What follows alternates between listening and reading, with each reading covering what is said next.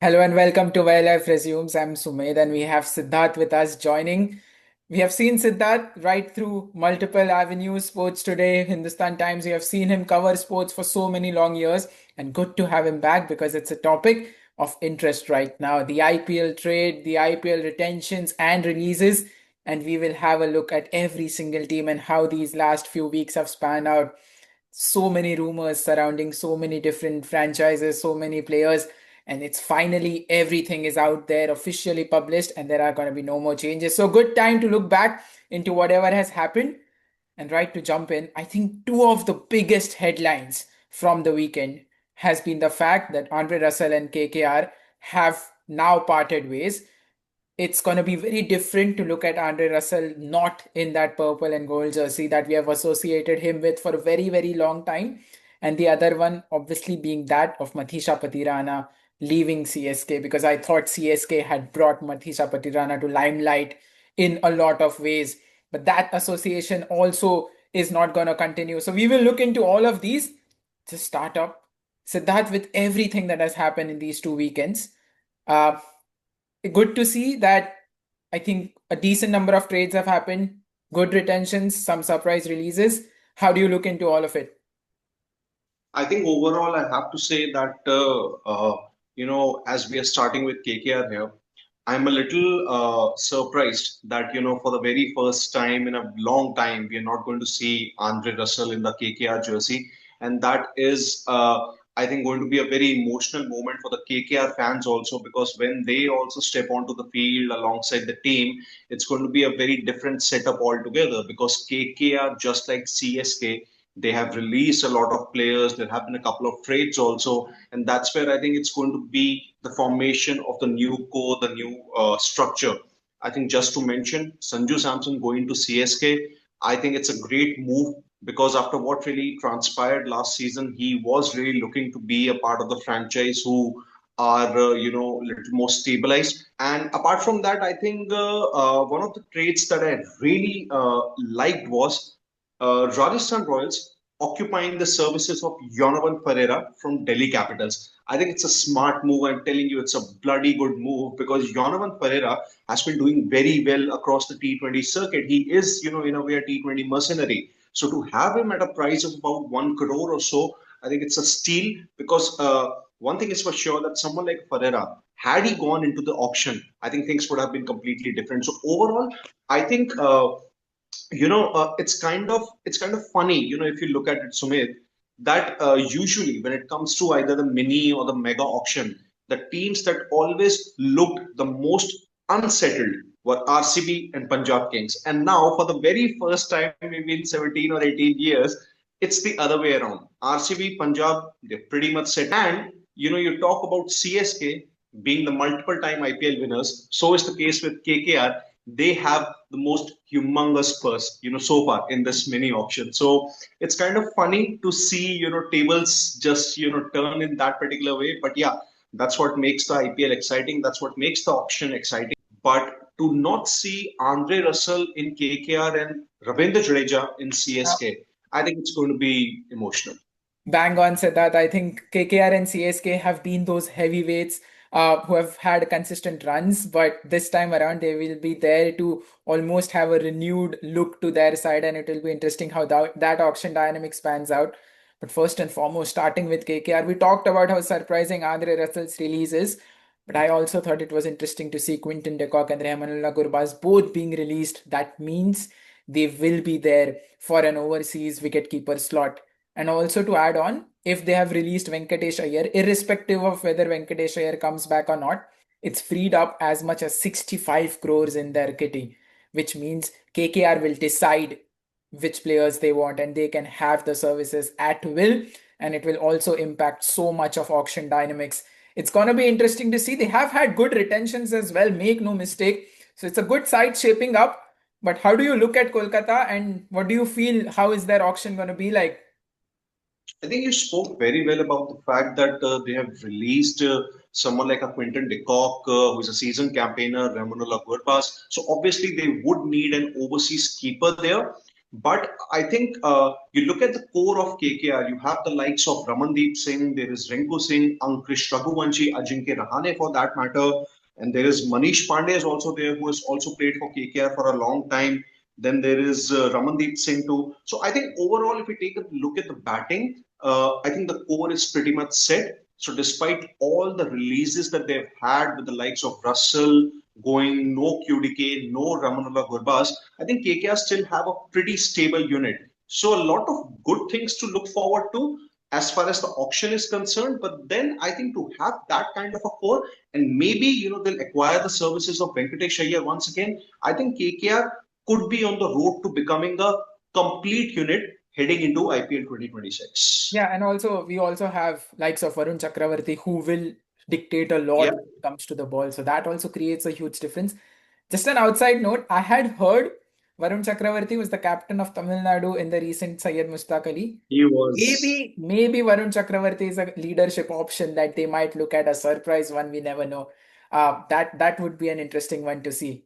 Let's move on to CSK, actually, the other team who has had an interesting trade window and interesting release cycle as well.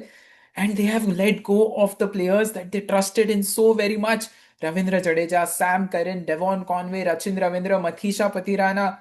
I think all of those are players you associate CSK with. To let go of them would have been a tough choice, but it also tells you that this team is taking that rebuilding very seriously. They have Sanju Samson in their ranks. They brought in Devol Brevis, the likes of Ayush Mhatre, Urvil Patel last time around just as a replacement, but in order to make sure that 2020 season came back on track.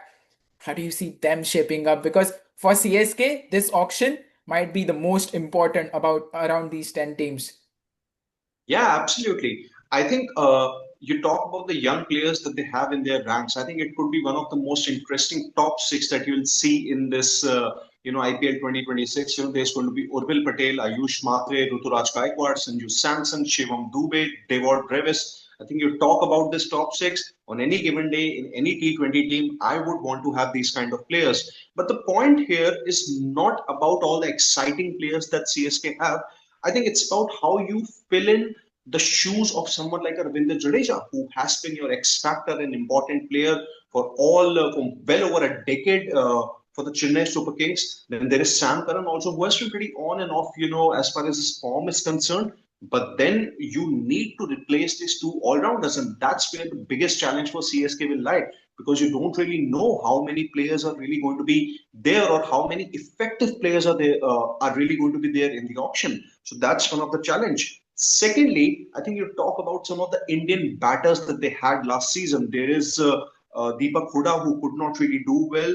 Then there was obviously Sheikh Rashid also, who was given a few chances. Rahul Tripathi, for that matter, they did not do well. So that's, I think, the second area apart from the all-rounders that CSK would target, as to acquire how those good Indian batters, or those rising Indian batters from domestic cricket. So that's one of the things. And also, from Devon Conway and Rachin Ravindra's perspective, I think there are obviously a lot more players who have done well across T20 leagues that are there in the globe. And I think that's just from that perspective. I think CSK would look to target those players, those uncapped players, those exciting players who the world may not really have thought about. And it's going to be a very different template for CSK, from Dad's army to, maybe you can say, a new aged army, something that they would want to create. Yes, it's going to be a huge transition. That transition also comes from the fact that maybe Nathan Ellis and Noor Ahmed will be leading that CSK bowling attack, and they might want to have some replacements or some options there around. So that's another aspect that we'll have to see how CSK builds. But one thing we know for CSK, they plan for long term. So this auction might just define what CSK will be for these next 2, 3 years. One team that actually I was very excited about to see how they would go about those releases was Lucknow Super Giants, because they have had a lot of injury concerns last year. There was a point of time where their entire bowling attack was injured and they had to rope in Shardul Thakur. Mohsin Khan, Mayank Yadav, Avesh Khan were all injured at a point, and they brought Shardul Thakur in last year. And that kind of made the difference. I think the addressing was to whether they want to retain those, and if they are going to retain, then would they want to have backups? Surprisingly, the backups that they have acquired through the trade were Arjun Tendulkar and Mohammad Shami.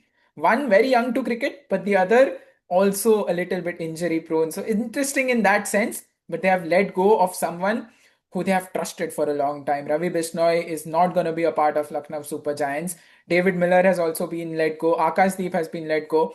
And now it goes back to how they want their team to be shaping up. One would think that the bowling, at least fast bowling, is somewhat settled if those injuries don't happen. But it's going to be more that revamp with the bat. You would assume Mitchell Marsh and Aiden Markram to also be a part of that top order, anyways. So maybe someone in that middle order, someone with a finishing ability, or perhaps an all rounder. Yeah, absolutely. I think batting pretty much looks sorted. As you also said, Markram and Mitchell Marsh probably opening. Then there is Nicholas Puran, who literally had an outstanding season for Lucknow Super Giants in 2025. Overall, Rishabh Pant, he could not really do well consistently, but maybe this could be the season for him. There is Ayush Badoni for that matter. You talk about bowling, you'll have the likes of Digvesh Rathi. But there are a couple of things that I really fail to understand is that even last season too, Lucknow Super Giants did not really have the most strongest of the bowling attack. And this time, when they've acquired the likes of Mohammad Shami and Arjun Tendulkar, I'm not really sure if it has made them any stronger because let's just be very honest about it. I think Shami, we all know about his ability. So is the case with Arjun Tendulkar. He is a rising all rounder. But then I think in T20 cricket, Shami has never really proven himself. But with that being said, things can always change. I think we can obviously predict a redemption story for Mohammad Shami. He does well in the IPL, maybe gets back into the Indian team. Obviously, they would need an all-rounder, as it has been correctly pinpointed by you. They have the likes of Prince Yadav, who was a good pacer for them in the previous season. And Akash But Singh, what they, he yeah, he obviously, also came in. Yeah. but what they're really lacking at this particular point in time is an effective bowling attack. And I'm not sure if that can really be taken care of in this mini auction because that there aren't, too many players that are going to be available. Yeah, and Lucknow have 27 crores, somewhat 27 crores after you add the 5 CR that BCCI will incentivize them with. So, all of that Yeah. included, I think it's going to be an interesting one. They would definitely want to have some overseas slots there because they have four vacant overseas slots, probably the most in any team. And it's going to be an interesting auction. And from a team that is looking for answers in this IPL auction, we are going to look at two teams that probably have a lot of things settled. The finalists of last year, Punjab Kings. I think you look at that side, other than Glenn Maxwell, there hasn't been any significant releases. And it's just going to be about using their 11, 12 crore that they have to pinpoint specific placements or to have options for all their specific roles that they would need. And that's an interesting place to be because Punjab is not used to such. They always are used to some turmoil going into auction. And this is something that Shreyas Iyer and Ricky Ponting need to be credited for because they have turned around things since last year. And this mini auction might just be a wait and watch game for Punjab. Yeah, I think for the first time in maybe 17 or 18 years or so, even the Punjab fans in the franchise, they would be happy that they are not going to go into an auction with a headache that they have had, all these years. So it's great that they have a settled team. One release, obviously, to which we have gotten the clarification also that Josh Inglis is not really going to be available. I think even previous season he did bat well, batting at number three, even ahead of Shreyas Iyer. I still remember him smacking Mayank Yadav out of the park, like literally pulling him for all those shots. So Josh Inglis not being there for personal reasons, something that even Ricky Ponting has also issued a clarification about. That's kind of, I think, a blow that Punjab Kings have suffered before the next IPL season. But overall, if you take a look at the team, I think they have almost all bases covered. I'm not really sure if they would need anything major in this auction. I think to replace someone like a Glenn Maxwell or a Aaron Hardy would not really be that of a problem. And with all due respect to Maxwell, I think he has been one of the perennial underperformers of the IPL, with all the star power that he carries or the performances that he has put in for Australia over the years. It has never been translated into those biggies in the IPL. So I think you can still have a few uncapped all-rounders from Big Bash League or maybe the SA20 League for that matter. They can come in. Definitely. I think everything in that side just looks perfect. It's just going to be about turning up and doing their best and making sure that they keep doing it. They did it perfectly the last time around. Maybe this time around they can go the distance. You talked about the Glenn Maxwell scenario, and for him to not have performed as well throughout these seasons. There is one other side. He did perform very well for one season or two, was the Royal Challengers Bangalore, and that is the side we'll talk about next. Because for RCB, the defending champions, I cannot believe I'm saying that again, the defending champions for the first time in 18 years going into this auction, they are going to be a lot more relieved as well. Because that side, once again, I think most of the people there have played their part, have made sure that they were contributing throughout. I mean, I think they had 10 or 11 man of the matches, different man of the matches in the games that they played, and that tells about how well they were. They were perfect on the road. Yes, the home scenario needs to be settled, but to look at the releases, Liam Livingston was set to be released. They had to free up some purse somewhere, and he hadn't done enough. So Liam Livingston is released. Lungi Ngidi was released. They also released the replacements that they got in Mayank Agarwal, Blessing Muzrabani, all of them. But it's all of these are options that they wanted somewhere in that side, and to now go into the auction, the mini auction, just trying to find options once again is a very easy thing to do. And especially, I think one thing that aided Liam Livingston's departure was the fact that Jacob Bethel in the English T20 circuit has risen leaps and bounds. So Jacob Bethel, in my mind, is a much better replacement already that they have for Liam Livingston. So to just go into the auction looking for options, it's just going to be an easy one for Royal Challengers Bangalore, one would assume. Yeah, absolutely. I think the defending champions. But don't get me wrong, whenever I think about RCB winning IPL, their maiden IPL title, I always, get remembered of the Chinnaswamy Stampede. I'm not really, trying to just step away from the topic, but that's the thing, that is going to be associated with IPL, and it wasn't really one of the best things to, be a part of. It was really horrific. But then, coming back to the on-field action, the auction for that matter, I think one of the most settled sides that RCB have had over the years to replace Liam Livingston. I won't be surprised if they go for Glenn Maxwell once again. Support with Krunal Pandya and Suyash Sharma as well, because now RCB are left with just two spinners. So maybe an extra option there for a spin bowling option will be a good one. Especially what I have heard, Pune might be the venue that they are looking for their home games. And if that is the case, to have that extra spinner will be very, very crucial. And I won't be surprised if Yeah. RCB go all out on one. Let's now talk about the Delhi Capitals, a team that have two big releases as a headline. Jake Fraser Magurk and Faf du Plessis have both been released, which means that they will now be on a look for a top order player. Let's now talk about the Delhi Capitals, a team that have two big releases. But there are going to be options because Delhi Capitals are going to look at a very targeted set of players, and they might be able to get in with the 20 to 23 crores that they have. But one trade that I really liked was how they brought in Nitish Rana from the Rajasthan Royals. Nitish Rana's inclusion is a huge one.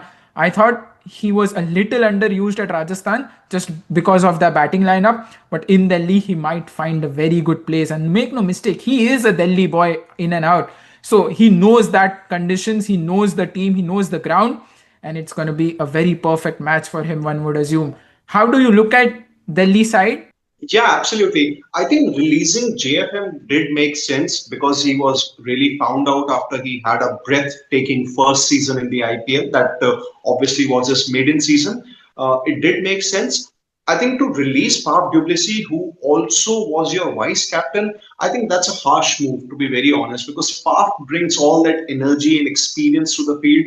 That's something maybe Delhi Capitals needed. So I think to release him is a surprise. I'm not sure, what's going to be the case with Faf du Plessis going on in the auction. But I think if you look at it from Nitish Rana's perspective, as much as you wanted a stable option in the top of the order in the form of an Indian batter, I'm not sure if Nitish Rana is that great an option. I think I don't really agree with the fact that he was underutilized with Rajasthan Royals. I think he was given those consistent chances early on while batting at 3 or 4. But with all due respect, I think he did not really perform. So I think Delhi Capitals have a lot to worry about. Although, you still have the likes of Abhishek Porel, there is Ashutosh Sharma who's going to be a finisher. Tarun Nair is obviously that one option. He could be one of your possible openers. He can probably, open alongside Abhishek Porel. In case of Christian Stubbs, I think he was heavily underutilized. Christian Stubbs should be given the role that Nicholas Pooran has with Lucknow Super Giants back at number three. It's as simple as that. So I think Delhi Capitals, they do have a few good players, but the point is that they have a lot of bits and pieces, and how do they basically bring them as a proper 11? I think that's going to be a great challenge for them. Yes, definitely will be interesting to see. I would still think Nitish Rana is a great addition, but we would have answers to that come the IPL, and we would have perhaps another discussion on. And from a team that has targeted holes to fill into a team that has perhaps done most of their work that they needed to in the trade window itself, the Mumbai Indians. They will go into the auction with just about 5 to 7 crores because they have already brought in the likes of Mayank Markande, Sharfain Rutherford, and Shardul Thakur for the bowling, for the spin bowling, as well as for that batting option at the top. They have done so much work already in that side that they may not have as much to do at the auction. And even if you look at those releases, the likes of Bevan Jacobs, who was never really used, Reece Topley, another injury prone, Vignesh Puthur, I thought was a little bit of a surprise, but I'm not sure how his injury status is. Maybe that has come into the picture as well. So there are not going to be quite a few things that Mumbai might be looking at specifically from the auction. But with Mumbai, you never know. They might have an eye on someone uncapped somewhere in the corner of the world and might bring him in to create a surprise of the season. And that's how Mumbai has always had their IPL auction strategies around. Yeah, I think a couple of things that they did very well, before the official announcement of the releases and retention happened, is to acquire the services of someone like a Sharfin Rutherford and Shardul Thakur. I think what it does is that it does, with the addition of Shardul Thakur, your bowling becomes a lot more stronger. There is Thakur, Bumrah, Bolt. I think that is a pretty potent bowling lineup. I think with Sharfin Rutherford also, you have a blistering hitter that you really require in the middle order. But what it does to Mumbai Indians is that I think their spin department is relatively pretty weak. You do have the likes of Mitchell Santner.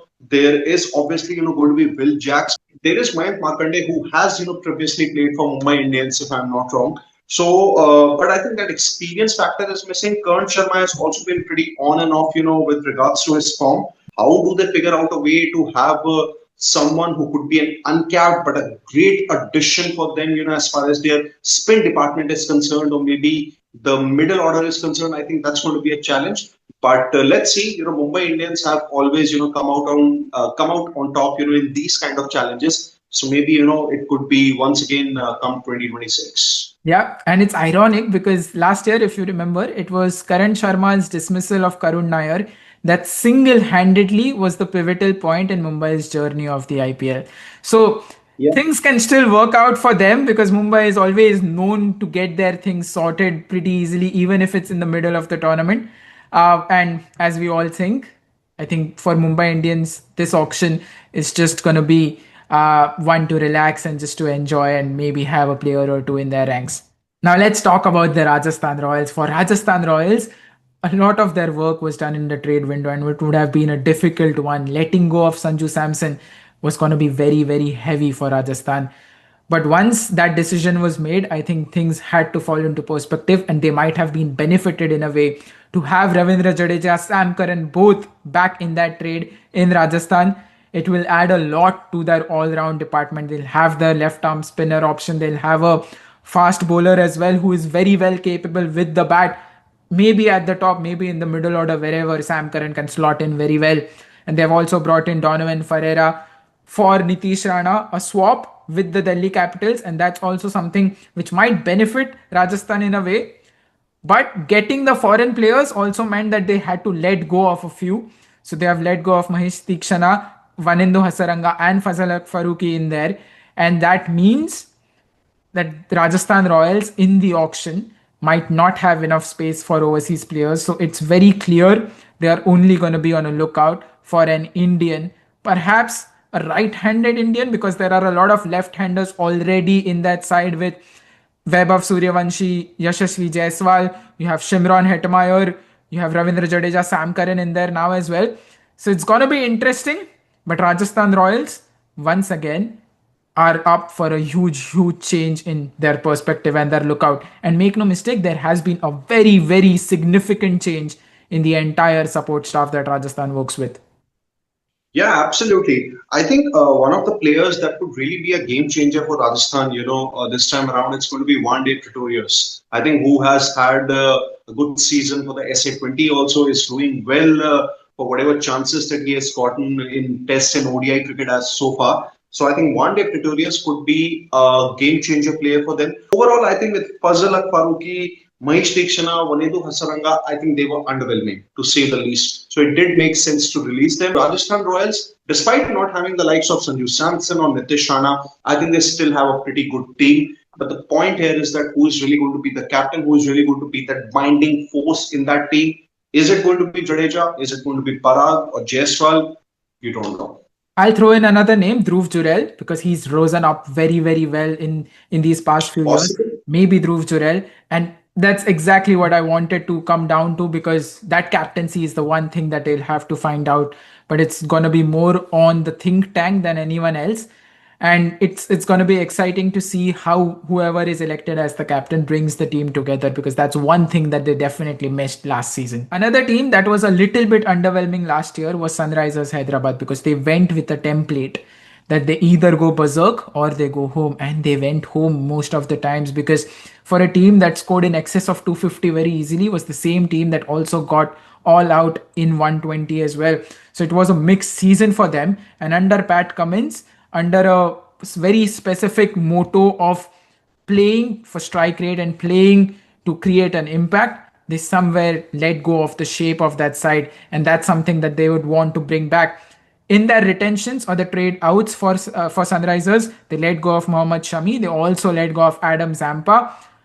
Both of them had not done enough to keep their places, agreed, but they now are going to be on a lookout for that Indian speedster, for perhaps a good leg spinner as well in there, and just overall someone who fits into the side and to the principles that I don't see Sunrisers changing either ways. Yeah, absolutely. I think one of the biggest problems that Sunrisers Hyderabad would have, into the auction is that, how do you find those effective bowlers that you clearly missed last season? I think Simarjeet Singh was one bowler that they really invested in. Unfortunately, he could not do well. Mohammad Shami was pretty off the mark, with regards to his form. Adam Zampa could not really play those many matches. Vian Mulder was someone I think they could have persisted with, because he has really been, growing through the ranks for South Africa, batting at number three in Test cricket, also delivering those crucial overs. So he could have been a good addition for them. So overall, I think once again there's going to be a lot of burden for that matter, and even expectations of the likes of Travis Head, Abhishek Sharma. There is Ishan Kishan, Hendrik Klassen is there. So once again, it's going to be about the star power, but how they fill in those crucial bowlers slots, the pace bowlers slots for Simajit Singh and Mohammad Shami. I think that's going to be their biggest challenge. I'm not sure if this mini auction would provide them, that kind of an opportunity. But they still have about 26 crores remaining, 25.5 to be precise, two overseas slots. Still possible, but then I think it's going to be an intense fight. We will talk about Gujarat Titans, and a very perfect segue there as well was the like of Abhinav Manohar to go from Sunrisers Hyderabad to his previous home, Gujarat Titans, might solve in their middle order worries, because last year Gujarat Titans had the likes of Shubman Gill, Sai Sudarshan, and Josh Butler at the top, who did perfectly well, 500 plus run season for all of them, and that was really the benchmark for Gujarat, and their middle order was never really tested. Having said that, they have let go of a big overseas names, Dashin Sanoka, Kajaral Kodzia, Kareem Jannat, all of them who will, and also obviously Sharfain Rutherford, because he was a huge part. And it means that they will be very much targeted to scouting overseas talents and having them in their team with the little purse that they have. And that's why I thought Surfin Rutherford's trade was very, very big surprise. They could have had him for a longer run. Maybe he could have solved their middle order worries just like he did in some games last year. But for Gujarat, the work's very cut out, very simple. Look for overseas players, look for overseas talents, get them in, perhaps slot them in the middle order. What do you think? Yeah, absolutely. I think that's going to be the challenge for Gujarat. Like, you don't have to fill like one or two. There are going to be multiple overseas slots, and the person remaining is not that much. So it's approximately 13 crores to be specific, 12.9. I think one of the players that you can really target is someone like a Glenn Maxwell, and maybe Ashish Nehra can probably teach him how to keep things simple, lead well, sleep well, play well. That's going to be the case with Maxwell if assuming Gujarat Titans pick him, because he's also in need of a great IPL season so that he can also prove all the doubters wrong. But I think it's not really about filling all the four or five slots, the overseas slots. I think you just need about a couple of players, and that would do the job for you. Having said that, you talk about their Indian core. I think it's one of the strongest that they have. So Gujarat Titans, definite, one of the finalists this time around too. And I'm not really surprised with all the releases that they have had. I think they were pretty much on the cards. Dasun Chanaka, Kodzia, Kejrolia, Mahipal Lomror, and Kareem Jannat, whose career was pretty much ended by Vaibhav Suryavanshi in that one particular over. So I think despite all the releases, a great team. You don't need four or five players. You just need two, and that would do the job for you. Yes, that's about it. And that's just perfect. It just brings everyone in the balance. So all teams, we have gone through every single team in this IPL, their retentions, trades, and the releases that came through. Some surprising ones, some on the lines of expectations, and some which will just spice up come the auction. We will talk about auction strategies specifically once again as the day comes near. And once again, thank you, Siddharth, for joining. It's always a pleasure talking sports with you. And this was a very great segment to be a part of. Don't forget to like, share, and subscribe to this Where Life Resumes YouTube channel. Follow Where Life Resumes on Instagram. Follow Sid Gulati live on Instagram to catch Siddharth as well. The description has the link to both Instagram channels, and we will be very more than happy to continue these conversations across comments on YouTube, on Instagram, and bring more content to you. So until next time, this is Sumed and Siddharth signing off.